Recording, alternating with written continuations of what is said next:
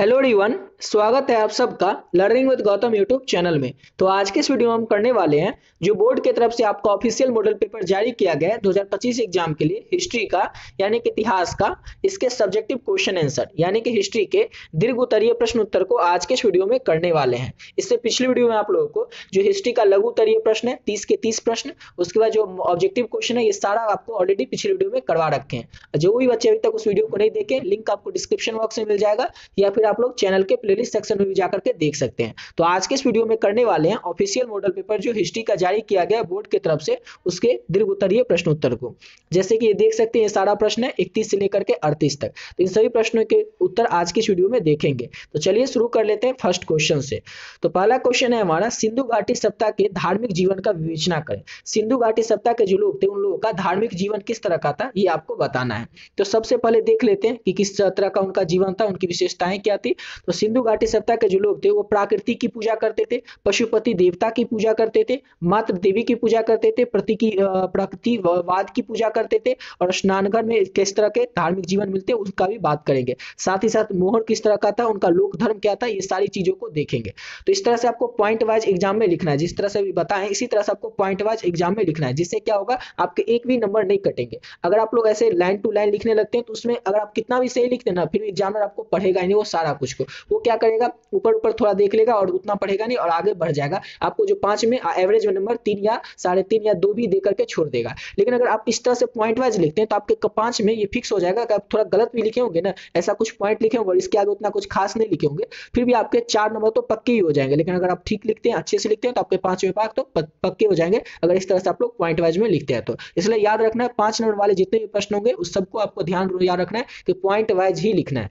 तो शुरू करते हैं। पहला क्वेश्चन आपको बताई दिए, समझ गए होंगे आप लोग कि सिंधु घाटी सभ्यता के धार्मिक जीवन कैसा था। तो सिंधु घाटी के जो लोग थे प्रकृति की पूजा करते थे, जैसे कि वृक्ष की, नाग की, जल की और अग्नि जैसे जो प्राकृतिक तत्व होते हैं इन सभी की पूजा कौन करते थे, तो सिंधु घाटी सभ्यता के लोग। दूसरा, वो पशुपति देवता की पूजा करते थे, शिव या पशुपति के रूप में योग मुद्रा में देवता के चित्र मिले यानी कि साक्ष्य मिले। इससे हमें पता चलता है कि सिंधु घाटी सभ्यता के जो लोग थे वो पशुपति देवता की भी पूजा करते थे। उसके बाद मातृ देवी की पूजा करते थे, प्रजनन शक्ति की प्रतीक मातृ देवी की मूर्तियां पाई गई है, जिससे ये पता चलता है कि उस समय के लोग मातृ देवी की भी पूजा करते हैं। मोहर पर बैल, पीपल वृक्ष और अन्य प्रतीकों का धार्मिक महत्व जैसे हमें पता चलता है, जिससे ये पता चलता है कि सिंधु घाटी के जो लोग थे वो प्रतीकवाद थे। और पांचवी बात करें स्नान घर की, तो मोहनजोदारो का विशाल स्नान घर जो है ये धार्मिक अनुष्ठानों और शुद्धिकरण का संकेत देता है। जो सिंधु घाटी सभ्यता का जो स्नान घर है, इसमें जो मोहनजोदारो का जो विशाल स्नान घर हमें मिला है, उस विशाल स्नान घर को देखने के बाद पता चलता है कि यहाँ पर धार्मिक अनुष्ठान और शुद्धिकरण का किया जाता था, यानी कि सब के होने का संकेत मिलता है सिंधु घाटी सभ्यता के स्नान घर से। और मोहर की बात करें, सिंधु घाटी में जो मोहर थी वो धार्मिक विचारधारा को दर्शाने वाली मोहर थी, जिस पर कि जानवर और धार्मिक प्रतीक अंकित था। जैसे कि जो मोहर उस समय होते थे उस पर जानवरों का प्रतीक था और जो धार्मिक होते हैं, धार्मिक कुछ चिन्ह होते हैं, उन सब अंकित किया गया था सिंधु घाटी सभ्यता के लोगों के मोहर पे। लोक धर्म की बात करें तो धर्म मुख्यतः लोक और प्रकृति आधारित, यानी कि उस समय लोग किस तरह को पूजा करते थे, तो प्राकृतिक के, मुख्य रूप से वो प्राकृतिक और लोक की पूजा करते थे। तो याद रखिएगा सिंधु घाटी सभ्यता के जो लोग थे वो प्राकृति को ज्यादा पूजते थे, उसके बाद शिव और पशुपति देवता को पूजते थे, और ये सब क्या है सिंधु घाटी सभ्यता का धार्मिक जीवन है, इस तरह से था। तो इस समय बस आप लोग पॉइंट याद रख लीजिए। जैसे इसमें पॉइंट याद पहला रखना है प्रकृति, अब प्रकृति से जैसे आप लिखिएगा ना ये पॉइंट याद रहेगा, इसके आगे ये सब आपको याद करने की जरूरत नहीं है, बस याद कर लीजिए प्रकृति। जैसे एग्जाम में प्रकृति लिखिएगा आपको ध्यान आ जाएगा कि हाँ प्रकृति मतलब वृक्ष की, नाग की, जल की और अग्नि की पूजा करते थे।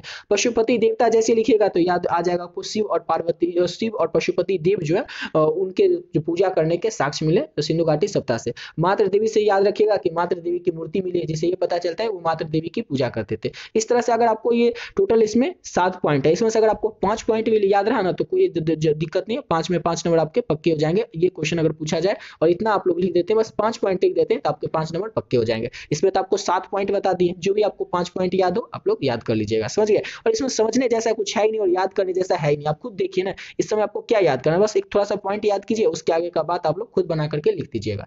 चलिए अगले क्वेश्चन की ओर बढ़ते हैं। और अगला क्वेश्चन है बौद्ध मूर्ति कला के विकास का वर्णन करें, यानी कि बुद्ध का जो मूर्ति था ना, मूर्ति कला था ना, वो इसका विकास किसके समय में हुआ था और किस कैसे कैसे हुआ था, मतलब शुरू से लेकर के आपको थोड़ा आगे तक बताना है। तो सबसे पहले मौर्य काल का ही बात कर ले, तो अशोक के जो स्तंभ है ना, वो स्तंभ और उसके जो स्तूप है अशोक के, सांची और सारनाथ में, उस पे बौद्ध मूर्ति कला की नींव रखी गई थी। प्रतीकात्मक कला जैसे धर्मचक्र और कमल का उपयोग किया हुआ है। सिंपल सा है कि बौद्ध का जो मूर्ति कला का विकास है उसके बारे में बताना है। तो सबसे पहले अशोक के जो स्तंभ मिले हैं, यानी कि स्तंभ मतलब खंबे पिलर मिले, और स्तूप मिली है जो कि सांची और सारनाथ में मिला है, यहाँ पर बौद्ध मूर्ति कला की नींव रखी गई थी। तो यहीं से हमें जानकारी मिलती है बौद्ध मूर्ति कला की। सबसे पहले कहाँ से जानकारी मिलती है, तो अशोक के स्तंभ से और स्तूप से, जो कि मिले सांची और सारनाथ में, समझ गए।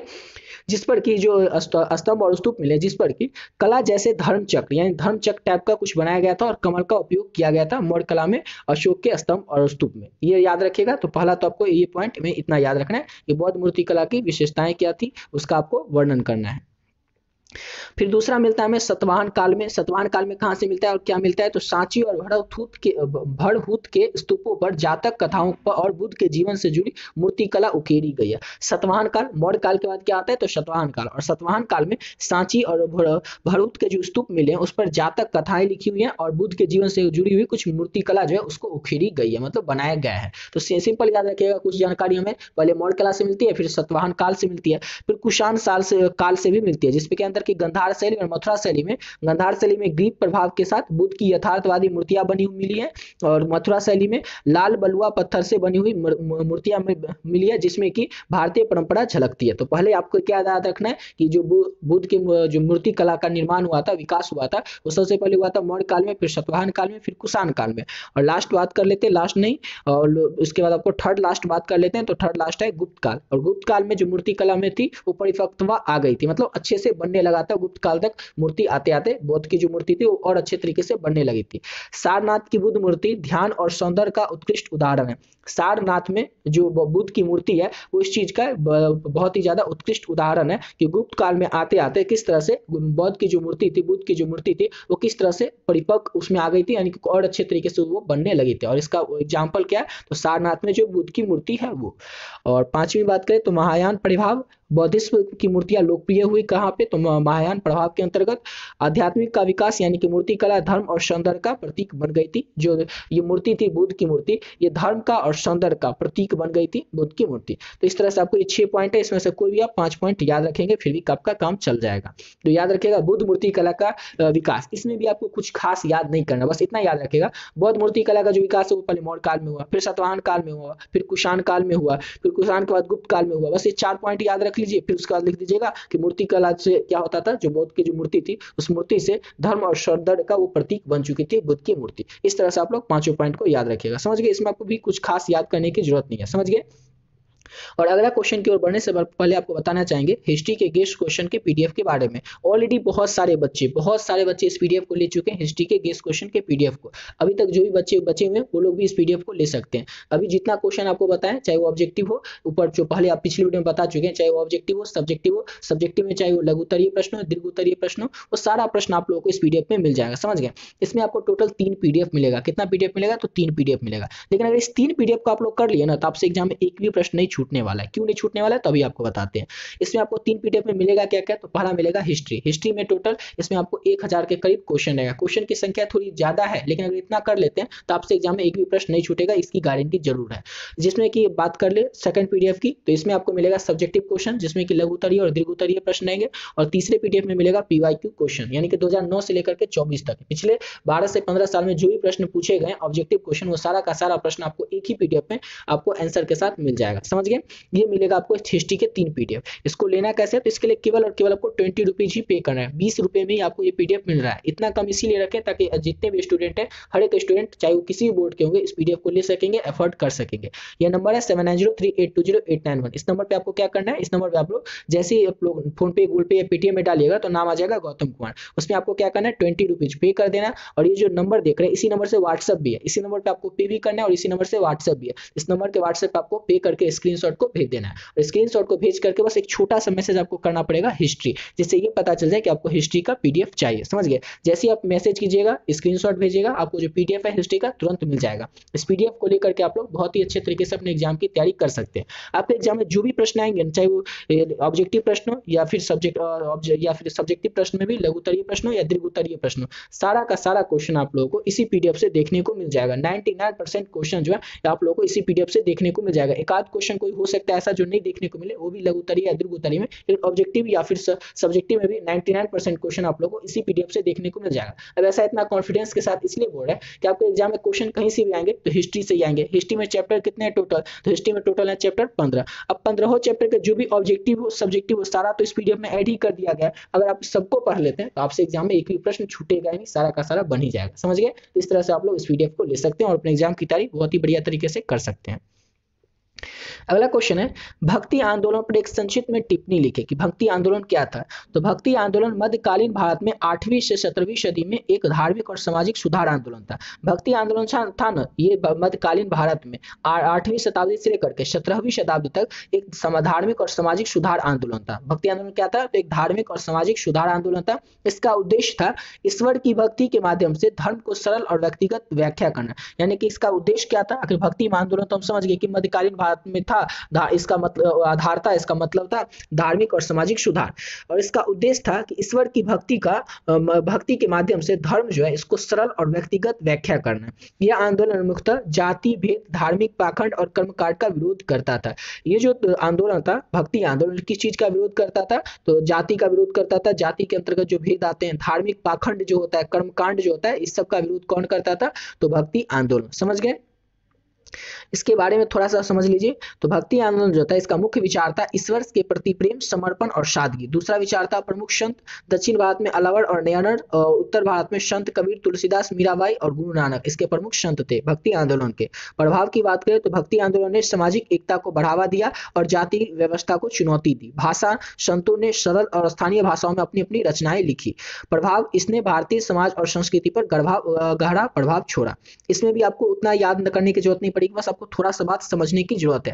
क्वेश्चन सिंपल सा है कि भक्ति आंदोलन के बारे में लिखे, भक्ति आंदोलन पर एक संक्षिप्त में टिप्पणी लिखे। तो आपको थोड़ा सा ऊपर में याद रखना है कि भक्ति आंदोलन जो था ना, इसकी शुरुआत हुई थी मध्यकालीन भारत में। डेट नहीं याद रखे कोई बात नहीं, छोड़ दीजिए, डेट को आप छोड़ दीजिए, अगर नहीं याद रहे तो भूल जाइए।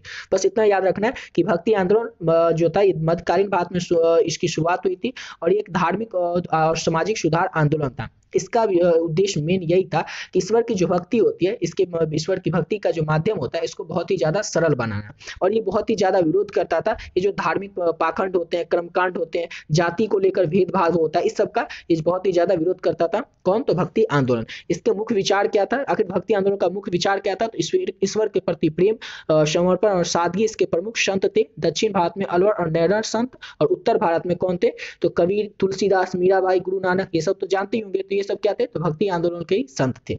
इसका प्रभाव की बात करें तो इसने सामाजिक एकता को क्या किया था? तो बढ़ावा दिया था और जातिगत व्यवस्था जो थी उसको चुनौती दिया था। और इसने भाषा, इसके जो भाषा है वो संतों ने सरल बहुत ही ज्यादा कर दिया था अपनी रचनाओं के द्वारा। और इसके प्रभाव की बात करें तो इसने भारतीय समाज पर और संस्कृति पर बहुत ही गहरा प्रभाव छोड़ा था। तो इस तरह से आपको इसका आंसर याद रखना है। अगला क्वेश्चन है, मुगलों के केंद्रीय और प्रशासन का वर्णन करें। मतलब मुगल, आप लोग इतना सुनते होंगे मुगल, जिसमें कि आप सुनते होंगे बाबर के बारे में, या फिर आप लोग सुनते होंगे हुमायूं के बारे में, या फिर आप लोग सुनते होंगे क्या कहते हैं अकबर के बारे में, औरंगजेब के बारे में, या फिर शाहजहां के बारे में, जहांगीर के बारे में। इतना सब कुछ जो सुनते हैं मुगल के बारे में, ताकि उसका जो शक्ति था वो किस तरह का था कि बहुत ही ज्यादा उसका एक मजबूत शक्ति नींव पड़ा था भारत में। तो किस तरह का उसका था, जो उसका क्षेत्र था वो किस तरह से विभाजन था, उसका जो प्रशासन का काम था वो कैसे होता था, तो अभी आपको बता देते हैं।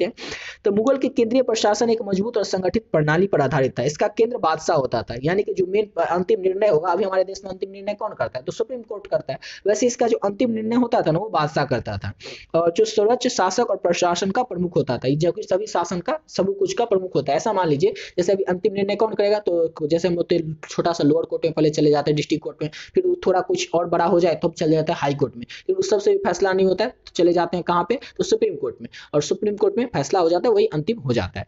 और प्रशासन मुख्यतः निम्नलिखित भागों में विभाजित था। अब अकेले अगर बादशाह सारा काम करने लगता है तो बादशाह से तो सारे काम होते नहीं, इसलिए हर जैसे प्रशासन होता है, जैसे हमारे देश में भी क्या मंत्री, एक हो गया खाद्य मंत्री, एक हो गया रक्षा मंत्री, एक हो गया अलग अलग प्रकार के मंत्री होते हैं, जैसे कि एक होते हैं विदेश मंत्री, सभी मंत्री होते हैं। तो सभी मंत्री का अलग अलग काम हुआ, अलग अलग काम है, अलग अलग काम बांटा हुआ, अलग अलग वो काम करते हैं। तो वैसे ही बादशाह जो था उसका अंतिम निर्णय होता था और बाकी जो थे वो उसका बटा हुआ था, जिसके अंतर्गत वो जैसे पहला होता था दीवाने आला, जिसके अंतर्गत की वित्त विभाग और राजस्व और खजाने की देखभाल आता था। अब जैसे हमारे यहाँ क्या होता है, तो हमारे यहाँ होता है दीवाने आला था, इसका क्या था, तो वित्त विभाग। वैसे हमारे यहाँ क्या होता है, तो वित्त मंत्री होते हैं, जैसे कि हमारी निर्मला सीतारमण वित्त मंत्री है। तब जितने भी वित्त से संबंधित काम होते हैं, जैसे कि जितना भी टैक्स का मामला होता है वो कौन देखती है, तो वित्त मंत्री देखती है। सेम उसी तरह से दीवाने आला, नाम थोड़ा इसमें याद रखना पड़ेगा नाम आपको। तो दीवाने आला जो था इसके अंतर्गत वित्त विभाग आता था, वित्त विभाग के अंतर्गत जो भी राजस्व और खजाने की देखभाल था वो दीवाने आला ही करता था।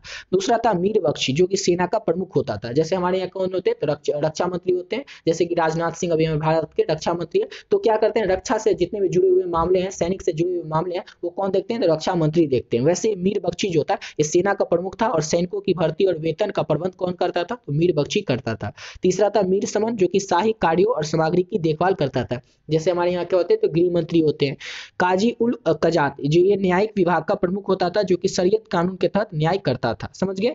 और पांचवा था सदर उस शुदुल, धार्मिक परोपकारी कार्यों का प्रमुख, ये जो था धार्मिक और परोपकारी कार्यों का प्रमुख था, समझ गए। तो ये 5 आपको अच्छे से याद करना पड़ेगा और इसमें बस थोड़ा सा ये बस दिक्कत है कि ये नाम आपको रट लेना, याद कर लेना, इंपॉर्टेंट क्वेश्चन है इसलिए आपको बोले इसको रट लीजिएगा नाम को। नाम ऐसा है कि आप भूल सकते इसलिए बता रहे। तो सिंपल सा क्वेश्चन है कि मुगल का केंद्रीय प्रशासन किस तरह का था, तो इसी तरह का था मुगल का केंद्रीय प्रशासन, जिसमें कि 5 नाम आपको याद रखना है। दीवाने आला जिसके अंतर्गत वित्त विभाग आता था, मीर बख्शी के अंतर्गत सेना का प्रमुख आता था, मीर समन के अंतर्गत शाही जितने भी कार्य होते थे, काम होते थे, सामग्री होती थी, वो सब आता था।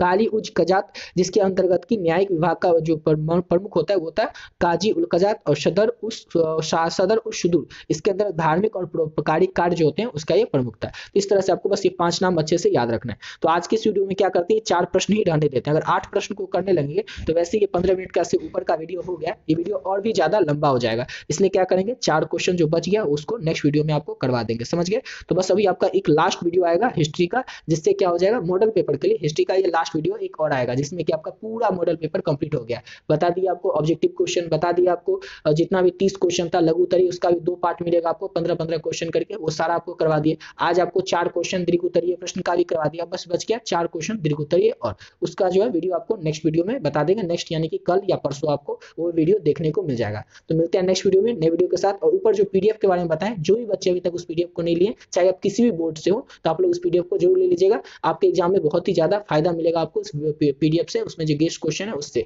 उसमें आपको आंसर के साथ मिलेगा सारा का सारा ऑब्जेक्टिव, सारा का सारा सब्जेक्टिव, और हर एक चैप्टर का मिलेगा। और एग्जाम में आपको पता है ये क्वेश्चन कहीं से भी आएगा तो बुक से ही आएगा ना, और बुक के कोई भी चैप्टर से ही आएगा, और हर एक चैप्टर का कोई इंपॉर्टेंट क्वेश्चन चाहे वो ऑब्जेक्टिव या सब्जेक्टिव आपको उस पीडीएफ में मिल ही जाए।